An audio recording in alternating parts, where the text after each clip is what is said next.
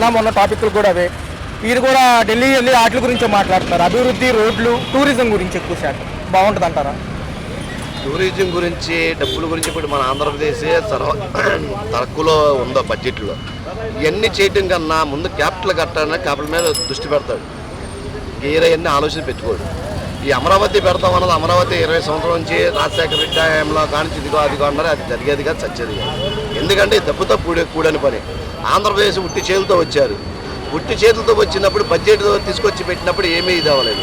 అలాంటప్పుడు టూరిజం కట్టుకొని టూరిజం కట్టిన దాన్ని రిషికొండనే వద్దంటున్నారు. ఇంకా బడ్జెట్కి ఏ రకంగా ఇది అవుతుంది? రోడ్లు అనేది ఇప్పుడు రోడ్లు బాగానే ఉన్నాయి. పల్లెటూరు రోడ్లు పన్నట్టుగా వేస్తున్నారు కానీ ఏం ఉన్నట్టుగా అతుకులు బతుకులు వేస్తున్నారు కానీ పెద్ద రోడ్లు వేయట్లేదుగా. దానివల్ల ఏమైనా ఉపయోగం ఉందా? అతుకులు బతుకులే. ఆయన ఉన్నప్పుడు చేసింది జగన్, చంద్రబాబు ఉన్నప్పుడు చేసేది అదే కదా. కాకపోతే ఏంటంటే దీనికి మొత్తానికి మాకు తెలిసిన రీతి ఏంటంటే పోలీస్ వ్యవస్థ అనేది మారాలి ముందు. ఏ సీఎం లెవెల్ కానీ, ఏ ఎమ్మెల్యే కానీ, ఎంపీ కానీ ఎవడ కాదు, వాళ్ళ అంతరాత్మకాలు పోలీస్ వ్యవస్థ చేస్తే కానీ ఆంధ్రప్రదేశ్ కాదు ఇండియా లెవెల్లో ఏదైనా బాగుపడుతుంది. మన ఆంధ్రప్రదేశ్లో ఏంటంటే ఏ పొలిటికల్ ఎవడో చెప్తే ఆడు మాట అంటున్నారు. పోలీస్ వ్యవస్థ ముందు పోలీస్ వ్యవస్థ మారాలి సార్. చూసుకుంటే 20 లక్షల ఉద్యోగ కల్పనతో పాటు ఉపాధ్యాయుల భర్తీకి వెయిట్ చేస్తున్నారు సార్. ఎవరు చేస్తున్నారు? దేనికి నాన్న ఉద్యోగాలు? 10 ఏళ్ళు చదువుకుంటున్నారు. అందరూ పల్లకి ఎక్కితే పల్లకి మోసేది ఎవడున్నానా?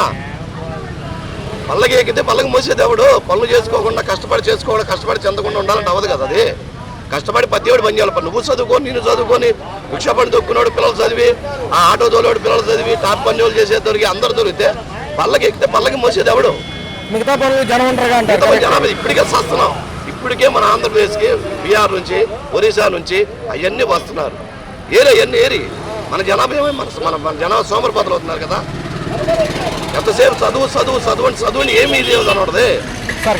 కేంద్రం సపోర్ట్ గట్టిగా ఉందంటున్నారు. ఈసారి అమరావతి పోలవరం అవుతుందా?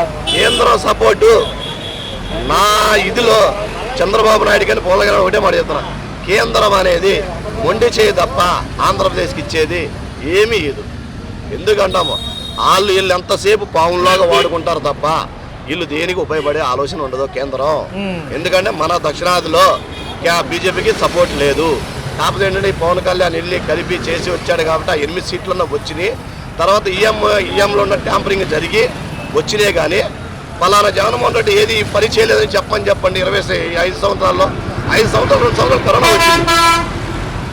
కోట్లకు పడిగెత్తిన బిల్ కింద లాంటి వాళ్ళే కానీ మన బతకడానికి డబ్బు ఉన్నా ఏం ఉపయోగం లేని మొత్తం డబ్బుని తలగబెట్టారు.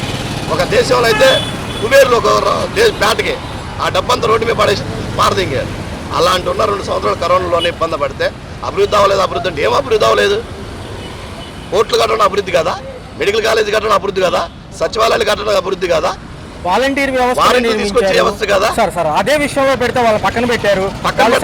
కూడా వెళ్ళారు. ఇందులో తప్పుడే వారంటీలు కూడా తప్పుడే. మంచి చేసేవాడిని నమ్మక చెడు చేసేవాడికే సపోర్ట్ ఇచ్చారు ఈ వారంటీలు. ఎందుకంటామో 5,000 ఇస్తానన్న వాళ్ళు 10,000 ఇస్తున్నారని అంటే ఎలా ఇస్తాడు చంద్రబాబు నాయుడు మాట అని ఆలోచన తెలియదలగే. జ్ఞానం లేదా మాత్రం చదువుకున్న వాళ్ళేగా. పథకాల విషయంలో కూడా అదే లోపభయిష్టంగా ఉంది కదా. పథకాలు ఏ రకంగా అవుతాయి? ఆయన చెప్పేటప్పటికి నాకు సంవత్సరానికి వచ్చేప్పటికి 65,000 కోట్లు కావాలన్నాడు. నేను వచ్చేప్పటికి 1,20,000 కోట్లు కావాలన్నాడు. ఎక్కడి నుంచి తీసుకొస్తాడు? చంద్రబాబు నాయుడు ఎక్కడ తెస్తాడు? చంద్రబాబు కాదు కదా. మనం ఒక 100 గజాలు ఇల్లు కట్టుకోవాలంటేనే 15 లక్షలు కానీ 18 లక్షలు అవుతుంది. పథకాలు ఆయన ముందే అచ్యుతంగా చెప్పాడు. నాకు 65,000 కోట్లు అవుతుంది పథకాలకి. నువ్వు లెక్కే చెప్తే 1,20,000 కోట్లు కావాలి. 5 సంవత్సరాలు ఎన్ని వేలు కోట్లు కావాలి? 6 లక్షల కోట్లు కావాలి. డెవలప్మెంట్ విషయం కోసం వస్తే ఇంకో 10 ఏళ్ళు చంద్రబాబు గారు సీఎం అని పవన్ కళ్యాణ్ గారు కూడా సపోర్ట్ ఇచ్చారు కదా సార్. ఏం చేస్తాడు? సపోర్ట్ ఏం చేస్తాడు? 5 సంవత్సరాలు ఏం చేశాడు? అంతకు ముందు ఉన్నప్పుడు సచివాలయం తాత్కాలం అన్నాడు. ఆ తాత్కాలంగా పెరిగిపోయింది. 5,000 కోట్లు ఖర్చు పెట్టాడు. రిషికొండ మీద 400 కోట్లు పెట్టంగానే అంత పెట్టాడు. ప్రజాధనం ఇచ్చేసారు అన్నారు. మరి 5,000 కోట్లు దాన్ని వృధా చేశారు కదా అమరావతికి. ఏదో అమరావతిలో ఏదో చేస్తున్నారు, ఏదో పెడుతున్నారు. ఎవరి కాడు సంకలు కొట్టుకోవడానికే తప్ప నానా మానవులు జనాలు ప్రజలు ఎవరు ఇదవటమే. ఎవరు ఎక్కినా సరే, చంద్రబాబు నాయుడు ఎక్కినా, జగన్ ఎక్కినా, పవన్ కళ్యాణ్ ఎక్కినా, ఎవరు ఎక్కినా మనుషులు తలరాతలు మానవు. ఎవడ కష్టం ఆడేది, ఎవడ పది ఆడే. కాదే ఒకటి నేను అప్పించేది ఏంటంటే జనాలకి చదివే ముఖ్యం కాదు, చేతి పనికాడు ముఖ్యం. చేతి పని కూడా ముఖ్యం. నీ పిల్లలు చదివి నా పిల్లలు చదివి ఎంతమందికి ఉద్యోగాలు తెస్తారు? ఎంతమందికి ఉద్యోగాలు తెస్తారు? ఉన్నది మొత్తం 5-6 కోట్లు 7 కోట్ల మంది జనాభాలో 3 కోట్ల మంది ఉద్యోగాలంటే ఎక్కడి నుంచి తీసుకొస్తారు? వాళ్ళు మనుషులే కదా. వాళ్ళు చంద్రబాబు నాయుడు అన్న మనిషే కదా, ఆయన ఏం పైన నుంచి విడిపడలేదు కదా. జగన్ మనిషే కదా, ఎక్కడ తీసుకొస్తాడు అందరికి ఉద్యోగాలంటే? ఎక్కడ తీసుకొచ్చేస్తారు? ఎక్కడ తీసుకొచ్చేస్తారు మన ఉద్యోగాలు? మైండ్ ఆలోచన ఉండదా? చదువుకున్నోడే ఇదివరకు మా హయాంలో మేము 3 మగ పిల్లలు ఉంటే ఒకరిని చదివించి ఇద్దరు పనికి పంపించేవాళ్ళు. ఇలా 3 పిల్లలు ఉంటే 3 పిల్లలు చదివి పంపినారు. ఏం చదివించి ఏం పీకుతారు? చదివించి ఏం జరుగుతుంది? అందులో ఒక్కరు చదివితే దగ్గర వాళ్ళందరూ పని చేసుకునేదా? ఎవడు చేతి విద్యాడు చేసుకోలేదా? ఇలా మా టాపీ పనికి చేతులు ఇరిగిపోతున్నాయి. ఎందుకు ఇరిగిపోతున్నాయి? ఎవడు ఉన్నోళ్ళే పనులు, కొత్తగా ఎవడు జాయిన్ అవ్వట్లా. ఉచిత ఇసుక పాలసీ ఏమన్నా వచ్చిందా? ఏమీ లేదు. నాటు వచ్చేసి 5,000 4,500. అది జగన్ ఉన్నప్పుడే చేసింది. ఉచిత నేను ఎవడేమన్నాడు? గవర్నమెంట్కి ఆదాయం చూపించాడు జగన్. నిన్ను ఎవడేమన్నాడు ఉచితగా? Right sir, right. ఎమ్మెల్యేలకి ఎంపీల కోసం నువ్వు ఉపయోగించుకోవడానికి కదా ఇసుక. దేనికి? నువ్వేం తయారు చేయలేదు కదా. నదులు ఇసుకే కదా. నదులు ఇసుక నీ గవర్నమెంట్కి ఇదే చంద్రబాబు ఉన్నప్పుడు 2014 నుంచి 2019 వచ్చేప్పటికి ఇసుక 3,000కి 2,000కి ఇచ్చాడు. నీ సొంత సొమ్మేం కదగా. ఇదే జగన్మోహన్ రెడ్డి ఎక్కినాక గవర్నమెంట్ ఆదాయం చూపించాడు. ఆయన చూపించిన ఆదాయం నువ్వు చూపించిన ఆదాయమా? గవర్నమెంట్కి రాష్ట్రానికి ఏం చూపించావు? ర్యాంపుల దగ్గర పరిస్థితి ఏంటి సార్? అసలు ర్యాంపుల దగ్గర పరిస్థితి ఏంటి? బళ్ళకి ఎడ్ల బండికి ఉచితం అన్నారు. అసలు ఎద్దుల బండ్లు తీసుకొచ్చి తాటలేసి అమ్ముకుంటున్నారు. దేనికి దేనికి ఇవ్వాలి? ఇసుక దేనికి ఇవ్వాలా? ఇప్పుడు ఇల్లు కట్టుకున్నాడు 1,00,000 రూపాయలు పెట్టి ఇసుక కొనలేడా? ఐరన్ కొంటున్నాడు, టైల్స్ కొంటున్నాడు, మార్బుల్ కొంటున్నాడు, పెయింట్ కొంటున్నారు, గుమ్మాలు కొంటున్నారు, గ్రానైట్లు కొంటున్నారు, సీలింగ్లు చేస్తున్నారు. ఇసుక దగ్గరకు వచ్చాడు నేను ఫ్రీగా అడిగారా? ఎవడేమన్నాడు ఇసుక నేను ఫ్రీగా? సో ఈ 4 ఏళ్ళు ఎలా ఉండబోతుంది అంటారు? ఫైనల్ జమిలీ ఎలక్షన్స్ అని ఆయన అంటున్నారు. జమిలీకి ఎవరుంది? ఈ మోడీ గారు సార్. మోదీయా? మోదీ జమిలీలో ఎన్నికలు వస్తే నేను బోడిగుండు కొట్టి తిరుగుతా. జమిలీకి ఎన్నికలు వస్తే రానీడు. అది అవసరం లేని విషయం కూడా అది. ఎందుకు ఎన్నికలు ఇప్పుడు ఇంత డబ్బు పెట్టి గెలిచారు, మళ్ళీ ఎన్నికలు వస్తాయి, మళ్ళీ అందరూ సంక్రాంతి ఎమ్మెల్యేలు కానీ ఎంపీలు కానీ ఖర్చు పెట్టి ఒక్కొక్క ఎమ్మెల్యే వచ్చి 30 నుంచి 40 కోట్ల ఖర్చు పెట్టుకున్నారు. ఇప్పుడు ఆ డబ్బులన్నీ ఎక్కడ ఎవరి నెత్తి మీదేలా? ఎవరి నెత్తి మీదే? అంటే మనకేగా. ఇలా అదే జగన్మోహన్ రెడ్డి ఉన్నాడు. జగన్మోహన్ రెడ్డి ఇదాన్ని మంచివాడు కదా, ఈయన చెడ్డోడు అంటలా నేను. అదే జగన్మోహన్ రెడ్డి ఉన్నాడు. 95 రూపాయలు 110 రూపాయలు పామాయిల్, ఇవాళ వచ్చేసి 130 140 రూపాయలు. ఇదే చెనక నూనె వచ్చి అప్పుడు వచ్చేసి 140 రూపాయలు, ఇలా 170 రూపాయలు. పేపర్ ఆయిల్ వచ్చేసి 90 రూపాయలు ఉన్నప్పుడు 140 రూపాయలు అయింది. ఏం పీకులు ఏం సాధిద్దామని చెప్పాలి. పౌర సరఫరాల శాఖ మంత్రి నాదెండ్ల మనోహర్ గారు కూడా ఏం మాట్లాడలేదు. ఏం చెప్తాడు ఆయన? ఆయన సొంత సొమ్మిది కదా. ఆయన సొంత సొమ్మాన్ని ఇస్తాడా? లేదా ఆయన ఇంట్లో సొమ్మాన్ని ఇస్తాడా? ఈడిగా మన సొమ్మే మనకి చేసేది, అంతేగాని ఎవడు చేయడు. ఇప్పుడు పన్నులు కడుతున్నా ఎవడు ఇంకోటి చెప్పనా? మనం ఇచ్చిన డబ్బుతోనే రాజ్యాలు వెళ్తామే తప్ప ఎవడు జేబుల సొమ్ము ఎవడు పెట్టండి నాన్న. అది నువ్వేనే కావచ్చు, నేనే కావచ్చు. గతంలో పోల్చుకుంటే ధరలు ఎక్కువగా ఉన్నాయి. ధరలు ఎక్కువగానే ఉన్నాయి బాగా. కొత్త ప్రభుత్వాలు వచ్చాక అన్ని తగ్గిస్తామని 6 నెలలు. ఒక పక్క పవన్ కళ్యాణ్ గారు చంద్రబాబు నాయుడు గారు ఎన్నో చెప్పారు, చెప్పారు కానీ అవన్నీ ఏమి జరగట్లేదు. మరి ఏంటి ఈసారి అభివృద్ధి అంటున్నారు, సంక్షేమాలు అన్ని కట్టంటున్నారు. ఏంటి మరి? ఏమో మరి ఏం తెలుస్తుంది మనకి. 80% ఇచ్చిన గతంలో ఇప్పుడు 40% ఇస్తారంట. అంటే ఈ 6 పథకాలు ఉన్నాయి కదా, ఇవన్నీ అరకొరగానే అందుతాయి. ఇక మీకు ఏమంటున్నారు మరి? అందుతున్నాయి పెన్షన్ కానివ్వండి. ఈ వాలంటీర్లు ఉన్నారు, కొంచెం పక్కకు రండి. ఈ వాలంటీర్ల సెక్షన్ లేదు మరి. ఇప్పుడు ఎలా ఎవరిస్తున్నారు? సచివాలయం వాళ్ళు మరి వాళ్ళు తీసుకుంటే బాగుంటుందా? ఇంతకు ముందు వాళ్ళు తీసేశారు. 5 రూపాయలు 5,000 తీసుకెళ్ళి మామూలు పెట్టుకున్నారు. మరి ఎలా ఉండబోతుంది రాబోయే 4 ఏళ్ళు?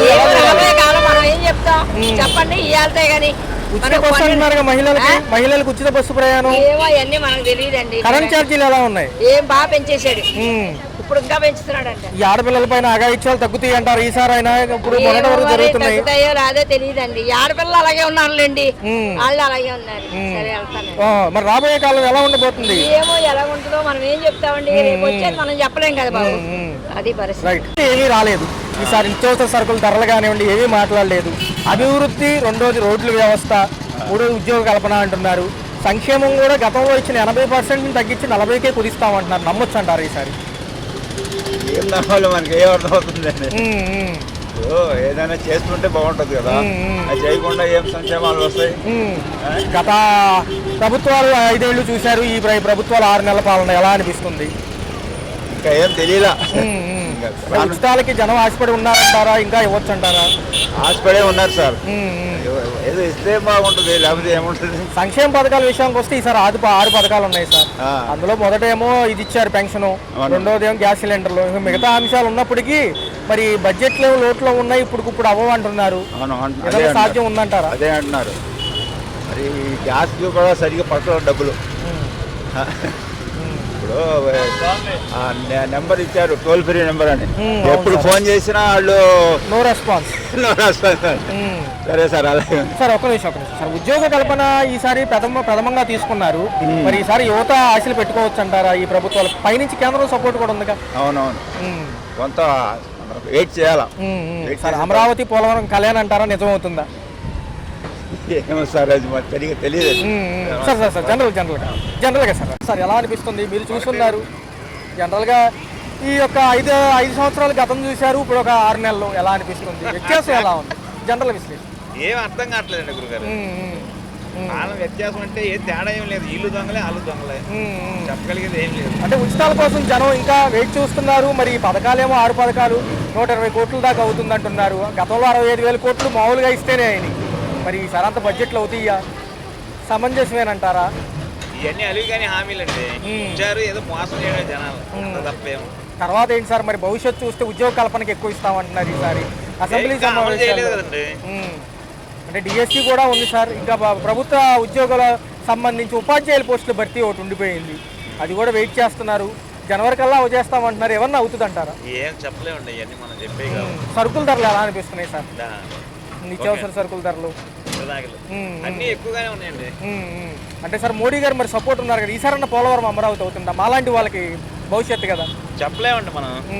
ఏదైనా వేచి చూడాలంటారు. అయితే మరి ఉప ముఖ్యమంత్రి పవన్ కళ్యాణ్ గారు తీరుతెన్నులు ఎలా అనిపిస్తున్నాయి? ఆయన శ్రీరంగం నుంచి వచ్చి ఉన్నారు. ఇవన్నీ మనం చెప్పే కాదండి వాళ్ళతో. ఏదైనా చూడాలంటారు అనిపిస్తుంది. గతంలో పోల్చుకుంటే గతం బాగుంది, అప్పుడు బాగుంది, కొత్త ప్రభుత్వాలు వచ్చాయి, బడ్జెట్ సమావేశాలు జరిగాయి. ఈ ధరల గురించి ఏమంటారు అసలు? ధరల గురించి అంటే అవి అలాగే ఉన్నాయి, కానీ depends upon external factors, internal factors depends అనే ఉంటాయి. అంటే మనకి ఎక్స్టర్నల్ అంటే బయటకు వచ్చే మనకి డిమాండ్ అండ్ సప్లై, మన పెరుగుదల బట్టి, మనకు వచ్చే ఉత్పాదకను బట్టి, మనకు వచ్చే స్టోరేజ్ని బట్టి, ఉన్న ఇన్ఫ్రాస్ట్రక్చర్ ఫెసిలిటీస్ని బట్టి ఉంటాయి. ఇక్కడ మన మొత్తం ఇంటర్నల్ ఫ్యాక్టర్స్కి గవర్నమెంట్ చూసే పాలసీలు. చాలా మంది విజయవాడ వరదల తర్వాత ఎక్కువ పెరిగినాయి అనుకుంటున్నారు. అసలు ఇంటర్నల్ ఫ్యాక్టర్ ఏమంటారు జనరల్గా? అసలు ఇంటర్నల్ ఫ్యాక్టర్ అంటే గవర్నమెంట్ బాగానే చేస్తుందేమో అనుకుంటున్నా. కాకపోతే ఏంటంటే ఇంకొంచెం టైం ఇవ్వాలి. ఇప్పుడు ఇవన్నీ 6 నెలలే అవుతుంది వచ్చి కూడా. మంత్స్లో వి కాంట్ డిసైడెడ్ ఎనీథింగ్. దానివల్ల 1 year 1.5 year అయితే మనకు అర్థమైంది. అనగారు ఒక 6 పథకాలు మంచి ఛాలెంజింగ్ గా ఉన్నాయి ఈసారి. 125 కోట్లు ఏదో అంటున్నారు. మెయిన్ పథకం తల్లికి వందనం అన్నారు. అంటే మిగిలిన పథకాలు అన్ని రన్ అవుతాయి, కానీ తల్లికి వందనం ఎలా చేస్తారనేది మెయిన్ పాయింట్. ఈ ఉచిత గ్యాస్ సిలిండర్లు ఇవన్నీ అందినాయి అంటారు కదా? నాకైతే 2వ రోజు వచ్చేసి అమౌంట్లు కూడా రివర్స్ పడ్డాయా? అన్నగారు మరి ఎలా ఉంది ఉప ముఖ్యమంత్రి పవన్ కళ్యాణ్ గారి పనితీరు ఎలా ఉంది? మహారాష్ట్రలో ఈయన ప్రచారం సఫలం అవడంతో గ్రీన్ కార్పెట్ పరిచి ఢిల్లీ రమ్మంటున్నారు పద్దాక. ఈసారి మనకి ఈసారి బాగానే వస్తుందండి, ఎందుకంటే అటు కేంద్రంలో మన ప్రభుత్వం, మా కూటమిలో ప్రభుత్వం మనకి బాగానే. అంటే వాలంటీర్లు లేరు కదా, పర్లేదు అంటారా? వాలంటీర్లు మెల్లగా పెట్టుకుంటారు, కాకపోతే ఏంటంటే అంతమందినే పెట్టుకోరు, కొంతమందినే పెట్టుకుంటారు అనుకుంటారు. ఈ జమిలీ ఎన్నికల పాజిబిలిటీ ఉందంటారా 2027కి? పాజిబిలిటీ ఉంది, మనకేం అవ్వదు, ఎందుకంటే ఆల్రెడీ మనకి సార్వత్రిక ఎన్నికలు 2029 అంటున్నారు. 29 మళ్ళీ 2 ఆల్రెడీ ఒకటి ఎమ్మెల్యే అనేది అటు లోక్సభ ఇటు శాసనసభ మనకు డైలీ జరుగుతున్నాయి కాబట్టి మనకే ఇబ్బంది లేదు.